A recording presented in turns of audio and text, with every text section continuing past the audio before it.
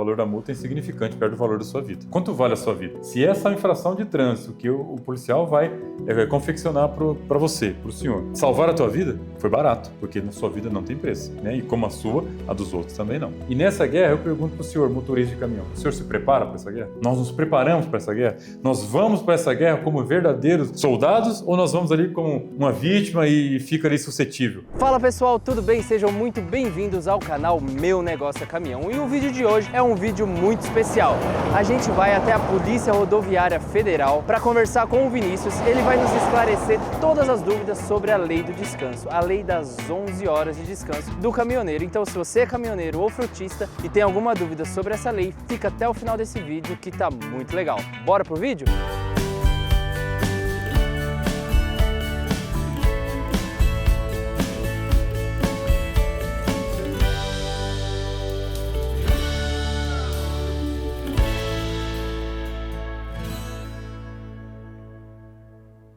Então, pessoal, a gente está aqui agora com o PRF Vinícius Silva, que vai falar um pouquinho pra gente sobre essa lei das 11 horas de descanso, né? Que a gente já ouviu de muitos caminhoneiros falando sobre ela, várias pessoas têm muitos questionamentos e agora ele vai esclarecer algumas dúvidas e mostrar qual que é a função, né? Por que existe essa lei, né? Que é uma preocupação não só com o caminhoneiro ali descansar, mas com a vida do caminhoneiro e de todo mundo que está no trânsito, né? Sim. Mas, Vinícius, pode se apresentar? Sim, eu sou o Vinícius Silva, aqui de Cascavel, estou como chefe de operações aqui do nosso trecho. A lei, ela veio no anseio, inclusive, dos próprios motoristas. Não sei se vocês sabem disso, mas os motoristas se sentiam pressionados pelas empresas em dirigir, em trabalhar de forma ininterrupta. Então, o CONTRAN, avaliando essa situação, criou uma lei para tentar normatizar isso. Então, alguns se sentiram desfavorecidos, outros se sentiram favorecidos. Então, a gente precisa avaliar de forma neutra, pensando no quê? Nas vidas. Pensando no que o legislador quis resguardar no momento em que ele cria uma lei. Não só nessa lei do descanso, que a gente chamou lei do descanso do motorista, mas de tantas outras, né? Como da parte de toxicologia, né? Dos exames toxicológicos, condução de veículos, condução de motocicletas, tudo isso o legislador está tentando vislumbrar algo. E o que é? No meu ponto de vista, sempre a vida. É igual ao PRF. Qual que é o objetivo principal da Polícia Rodoviária Federal? Se há dúvida, ela vai sempre preservar a vida. E assim, na prática, o que muda de antes? Que ela é 11 horas de descanso, mas não são as 11 horas ininterruptas, né? Isso, na verdade a gente vai pontuar assim pela abordagem, né? Então, se eu abordar, eu vou pedir para o condutor, por favor, o seu disco do tacógrafo ou a fita do tacógrafo, que é um equipamento obrigatório. Então, começa assim, na verdade, vai pedir o documento, né? Vai avaliar o veículo, vai ver se não tem risco, né? Então, tudo isso também é uma atividade da polícia, né? Se resguardar, verificar se não tem uma arma, se não é um veículo com queixa de roubo e furto. Então, ele vai fazer toda uma verificação desse veículo, uma abordagem normal. E aí ele vai solicitar os documentos, solicitar a nota fiscal da carga, vai solicitar os documentos do veículo e vai fazer aquela verificação, né? Dando a volta ali no veículo, verificar os pneus, sistema de iluminação.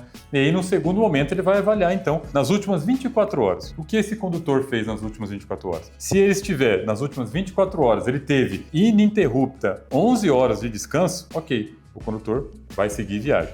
Agora, se ele iniciou a viagem dele, por exemplo, ele passou já 7 horas, ele vai ser autuado. Por que ele vai ser autuado nisso? Porque ele tem que ter, a cada 5 horas e meia, 30 minutos de descanso. Então, ele vai ser autuado, vai descansar 30 minutos e segue a sua viagem. Aí ele descansa ali no posto. Ali no posto mesmo. 30 minutos, às vezes até no desenrolar da documentação, já vai dar esses 30 minutos. Porque como é um veículo de carga, são várias verificações. Então até na hora que o policial identificar que ele estava sem o descanso já se concretizou. Mas às vezes o policial vai, não, né, fique mais um tempo ali, descanse, né, vá ao banheiro, disponibiliza um banheiro ali na unidade operacional, enfim, a critério do policial abordado. O maior detalhe é se ele alcançou, por exemplo, um outro limite. Se é a cada 5 horas e meia, 2 vezes isso, nós chegamos a 11 horas.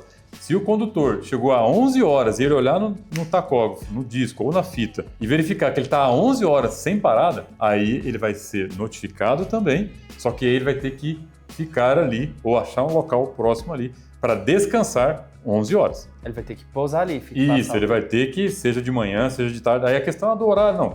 Independentemente do horário, o policial vai verificar isso. Pode ser às 9 da manhã e ele verificar que o condutor passou as últimas 11 horas, nas últimas 24 horas ele não teve 11 horas de descanso, ele vai permanecer naquele local por 11 horas. Então, das 9 da manhã, ele vai ficar ali provavelmente até as 8 horas da noite, ali 7, 8 horas da noite. Num próximo ali, vai depois ter que se apresentar novamente para o policial daquela unidade, que ele efetuou o descanso e que no tacógrafo, né, no equipamento inalterável de velocidade e tempo, consta esse descanso. O tacógrafo é a nossa ferramenta de validação de que houve realmente um descanso daquele condutor. E isso vale para todo tipo de caminhão, todas as categorias? Veículos de carga e veículos de transporte de passageiro. Tem a situação que a gente observa também, que acontece muito, de dois condutores em um mesmo veículo. Então, um está conduzindo e o outro está descansando. O que precisa estar bem claro nisso? A mudança desse condutor no sistema inalterável de velocidade e tempo do tacógrafo. Que de nada adianta, estamos nós dois sendo condutores. Eu, Vinícius Silva, estou ali conduzindo. Aí eu passo a boleia para ti, tu vai dirigindo e eu não mudo no sistema de fita, o teu CPF, ou não mudo ali no sistema de disco, que mudou para o condutor. Então, na hora que o policial abordar, ele vai considerar que aquele que está ali é quem está conduzindo. Porque geralmente, às vezes, acontece de ter dois motoristas, só que ele tem que se atentar. Exatamente. Quando ele trocar o turno, trocar Exatamente. também o tacógrafo. Então, cria o critério, né? Vamos lá, deu 5 horas e meia, descansei meia hora, mais 5 horas e meia, descansei meia hora. Opa, agora eu tenho que descansar 11 horas. Para o veículo, faça a verificação do veículo, mude o sistema, né? Mude no disco ou no código ali da fita e o outro condutor segue. Para que a hora que o policial abordar, esteja tudo tranquilo. Ah, Vinícius, o meu sistema inalterável de velocidade de tempo, o tacógrafo, não está funcionando. Você vai ser autuado e vai ter que descansar. Então, você vê, como eu não tenho como comprovar, eu tenho que seguir o que está ali. Ah, ele está viciado, ele não está marcando, está sem o disco. Então, eu não tenho como comprovar se as últimas 11 horas você descansou. Então, você vai ter que descansar 11 horas. A não ser que você consiga me comprovar por outros meios. Eu tenho um aplicativo da empresa onde a empresa faz essa movimentação. Mas o principal para nós, enquanto instituição da Polícia Rodoviária Federal, é o disco de tacógrafo ou a fita de tacógrafo. A lei prevê também os pontos de parada. Teve a abordagem, parou o motorista e ainda falta um tempo ali que ele ainda pode dirigir. É orientado para ele onde vai ter um posto próximo, uma parada? Sim, depende. O país é muito gigante, né? Nós temos N situações, então é muito do bom senso, né? Da avaliação do policial naquele momento. Pô, falta pouco para conduzir, ele vai orientar, né? O ideal seria o senhor retornar, que tem um posto ali que o senhor consegue ter essas 11 horas. Não, eu gosto de parar no posto tal. O gostar, nesse momento, não vai ser levado em consideração. É realmente o que está na lei. Obviamente que o policial, às vezes, no momento, ele quer tentar ajudar, mas infelizmente a gente não pode, porque a normativa ela é muito clara. E nós não temos poder discricionário para falar, não, passou meia horinha aqui, tá tudo certo. Né? Aí quem vai estar ocorrendo um crime de prevaricação vai ser o policial que realizou a abordagem. E essa nova exigência, essa lei, ela prevê uma diminuição no número de sinistros, né, acidentes. Você acredita que realmente assim, essa medida vai reduzir ou já está reduzindo o número de acidentes? Sim, é importante. Né? Eu lembro que nós comentamos no início que o legislador vislumbrou algo no momento em que ele redigiu essa lei. Então, sem dúvida, é a vida. Mas, Vinícius, os caminhoneiros vão falar, pô, Vinícius, mas só na gente, nós somos trabalhadores, né? A gente compreende, mas o veículo de carga, ele tem uma série de fatores que comprometem, né, a segurança dos demais. Por exemplo, um acidente com um veículo de carga, ele não é a mesma coisa que dois veículos de automóveis. Né? A força que é utilizada ali nos veículos é muito maior. Então, um veículo de 40 toneladas, 70 toneladas, primeiro, ele precisa ter uma área de escape muito maior para ele realizar o sistema de frenagem. Ele precisa de uma manobra diferente, a visibilidade dele é diferente. Então, todos nós, enquanto usuários da via, temos que nos cuidar. Né? Os veículos de carga cuidam dos menores e assim sucessivamente. Então, o problema da fiscalização dentro do caminhão é essa. É que ele é um veículo muito grande e necessita de uma atenção maior perante aos menores. Então, isso é tudo hoje. Nós temos uma frota de veículos muito maior que veículos de carga. Então, quando há esse conflito, a gente vai pelos maiores ali que a gente tem que orientá-los, né? Porque a causa do acidente com aquele maior vai ser muito mais danosa, vai ser muito mais drástica. E eu acredito sim que o número tem reduzido porque a gente não tem como mensurar. Como que eu vou mensurar uma prevenção? Como que eu vou te falar que a atuação daquele policial, naquele momento, evitou um acidente lá na frente? Eu não tenho como comprovar isso, mas eu tenho que acreditar. Se eu não acreditar na prevenção, nós vamos trabalhar em vão. Né? A seguradora não vai vender, e porque eu tenho que acreditar que o fato de eu ter cuidado aqui, de eu ter fiscalizado aqui, evitou uma maior ali na frente. Assim como também o excesso de carga, excesso de peso, assim como o isolamento do sistema de freio, assim como o uso de substância entorpecente, o uso do álcool, né, nesse tipo de veículo também é mais gravoso. Então, no geral, é mais gravoso, mas devido ao peso, como a gente comentou. Não sei se vocês já viram, mas em testes de colisão, se eu tenho um veículo no meio e dois veículos de carga, se esse veículo de carga estiver a 40 km por hora, é uma velocidade muito baixa, ele vai prensar, né? Ele vai engavetar, como né, o dito popular, ele vai engavetar esse veículo e ele vai totalmente para baixo do veículo que está à frente dele, a 40 km por hora. Então não é a velocidade, exatamente, é a massa, é o peso. E além, você já comentou ali, que eu ia trazer agora também, além da fiscalização com relação ao descanso, existem outros tipos de fiscalização que também visam a prevenção de acidentes e a saúde, o bem-estar do motorista, como os freios, né, que a gente sabe que se o freio não está em dia, é um veículo muito pesado, para ele parar leva muito mais tempo do que um veículo leve. E a manutenção do veículo também, com relação a pneus, a outro tipo de coisa, a carga, o peso, né, que ele está carregando, tudo isso tem a probabilidade de provocar um acidente é maior.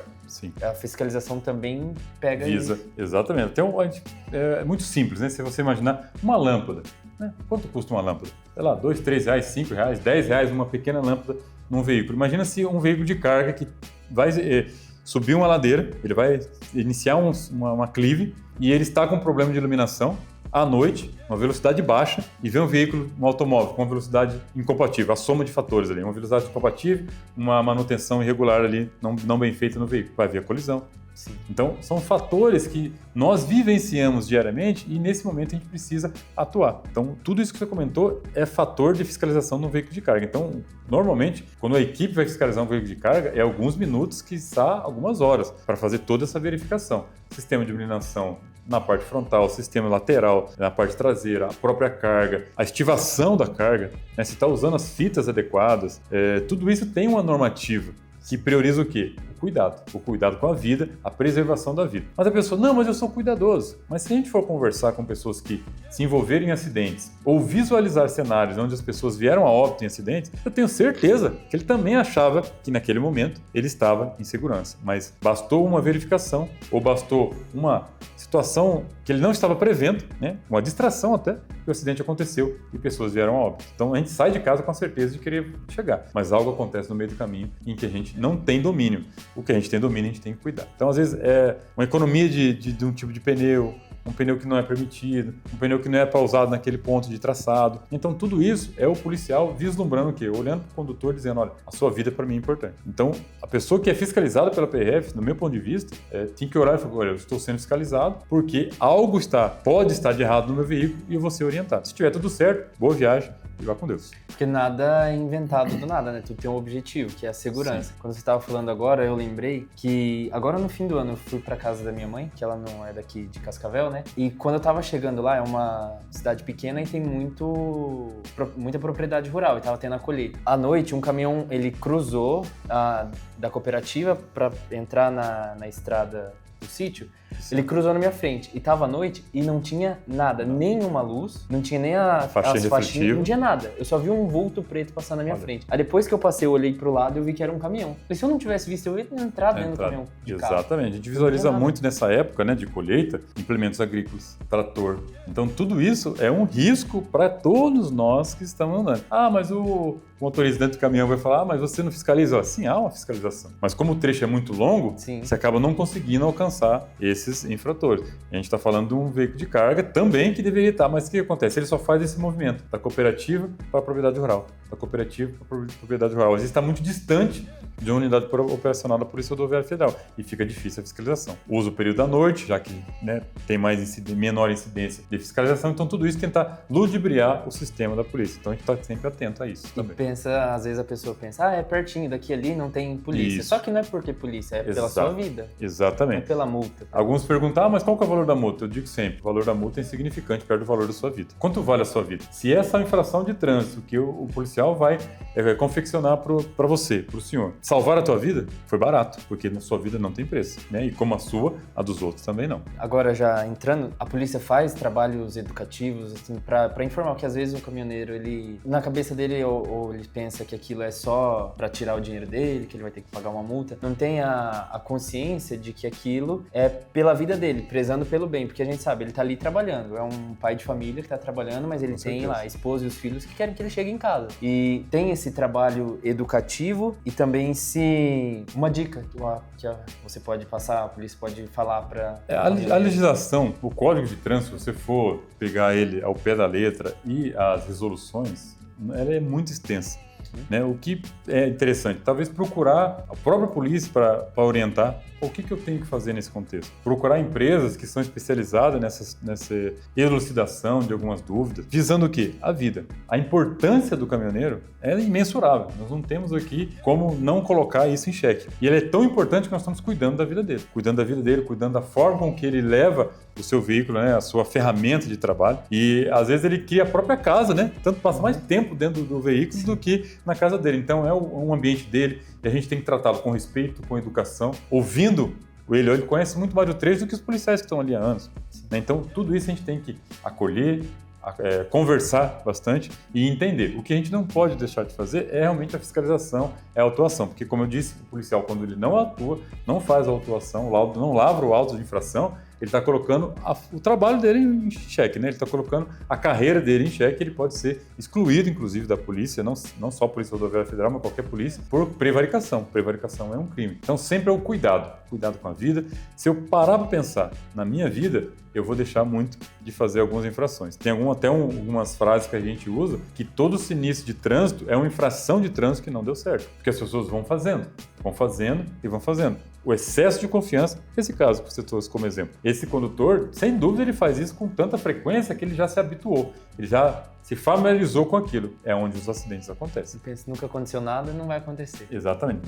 Eu falo que basta um, né? Basta um erro para levar a vida ou ceifar a vida de uma pessoa no trânsito. E você comentou no início sobre as empresas, que uma transportadora, uma empresa que cobra do motorista o tempo que ele tem que fazer a entrega, o que ele tem que dirigir. Existe algum canal de denúncia onde um motorista que se sente coagido pela empresa a continuar dirigindo, a burlar a lei, e ele pode entrar em contato e denunciar? Porque às vezes ele não quer falar porque é o patrão dele, ele precisa do emprego. É o Ministério Público do Trabalho que normatiza essas áreas, mas você pode usar também o canal da PRF, né? A PRF tem o 191, tem a ouvidoria da PRF e, de repente, dentro da ouvidoria da PRF, né, a hora que chegar essa informação, vai ser encaminhada aos órgãos competentes, que daí o Ministério Público tem que avaliar. Porque daí eu já não consigo, por exemplo, acompanhar toda a frota. Né? Às vezes a frota está em outros estados, né? E a gente até ouve de alguns motoristas, o que a gente orienta eles? Ó, siga o que a gente está orientando. Descanse, realmente, dê horário. E se mas eu vou perder meu emprego. Mas será que se você ficar fazendo mais de 11 horas, você não vai perder a sua vida? Então, às vezes, é uma oportunidade de você mudar de empresa, mas considerar que a tua vida vale mais. Mas ele me manda aí com esse pneu ruim. Você tem que pensar. O que vale mais? Esse pneu ruim, ou esse pneu sem condições, esse veículo sem manutenção, né? Um veículo sem manutenção, eu vou andar com ele, eu sei que o freio está isolado, eu vou conduzir ele? A minha vida vai estar em risco? Se a minha vida está em risco, não vale a pena. Eu faço sempre uma analogia do seguinte: se nós aqui formos teletransportados para uma guerra, qualquer guerra que esteja acontecendo, o que vai acontecer conosco? Quanto tempo nós temos de vida? Não dá para saber. Não dá para saber. Por quê? Mas um fator é interessante. Eu estou preparado? Quem vai para a guerra?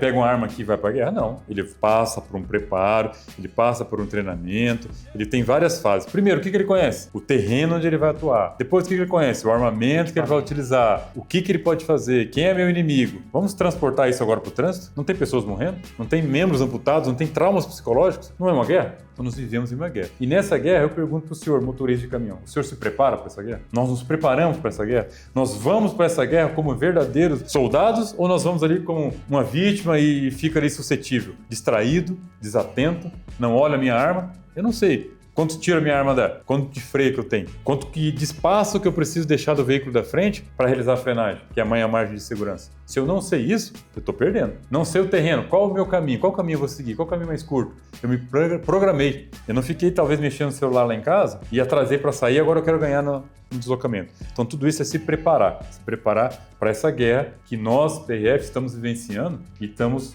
colhendo resultados negativos, que são mortes, são óbitos, então a gente tem que mudar a nossa percepção daquilo. E não pensar que uma guerra, por exemplo, é eu contra você. Eu estou no meu caminhão, você está no seu carro. Ou eu estou no meu carro e você está no seu caminhão. Não é essa guerra, não é contra pessoas. É contra a agenda, é contra o horário, é contra compromissos, é contra distrações. E é uma luta, é uma guerra pela vida. A vida de todos. A vida de todos vale o nosso esforço em nos preparar, em nos organizar e manter esse ambiente um local mais seguro. Mas é cultura.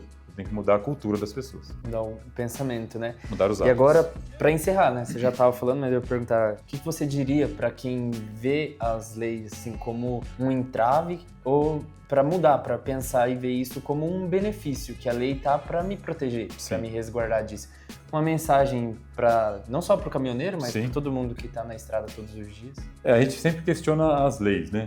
O que a gente tem que cuidar depois, que essas leis sejam melhor elaboradas. Isso é um fator. Depende diretamente da gente? Diretamente não, mas eu posso trabalhar em função disso. Através da associação de bairros, através da associação de caminhoneiros, através de N associações, através dos vereadores, dos prefeitos, dos senadores, dos governantes como um todo. O que não cabe a mim, as leis na sua escrita, né, no legislador. O que cabe a mim? Respeitá-la e orientar, e conhecê-la principalmente. Se eu conhecer a lei, eu sei que eu não posso... por que eu não posso exceder a velocidade? Existe um estudo sobre isso, que é o maior índice de acidente com óbito é o excesso de velocidade. Então tem que respeitar. Às vezes não é nem a lei só do Código de Trânsito, é a lei da física. Se eu estou deslocando de forma acelerada, eu tenho menor tempo de tomada de decisão, ou menos espaço para tomar de decisão. Então eu oriento isso. Conheça as leis, preserve a vida, olhe para a vida em primeiro lugar. Se você olhar para a vida e não pela lei, você vai com certeza seguir a lei, porque a lei ela preconiza a vida. Então não tem como você fugir de algo, né, que seja a lei, o homicídio. O que a lei do homicídio está preservando? A vida. O que a lei do excesso de velocidade, do ingestão de bebida alcoólica, do se distrair no trânsito? É a vida, porque isso é o que causa os acidentes. Os acidentes